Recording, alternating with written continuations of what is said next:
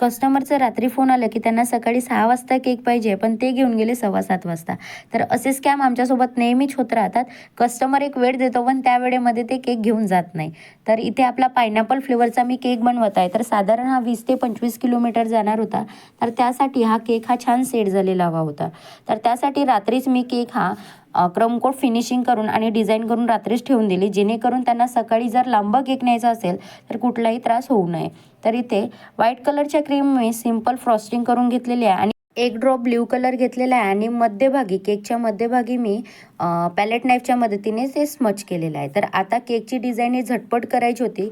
सकाळी एकदम मॉर्निंगला केक द्यायचं होतं, पण यासाठी की एकदम सिंपल त्यांना केकची डिझाईन हवी होती. तर त्यासाठी ते मी सर्वात मोठा नोझल जो असते त्या नोझलच्या इथे मदतीने ते मी डॉट देऊन दिले आहे आणि त्यानंतर नाव लिहिली आणि त्याच पायपिंग बॅगच्या मदतीने ते मी छोटासा सन हा काढून घेतलेला आहे. तर इथे आपली झटपट होणारी अर्जंट केकसाठी तर खूप लवकर केकची डिझाईन होते आणि पाहायलाही खूप सुंदर दिसते.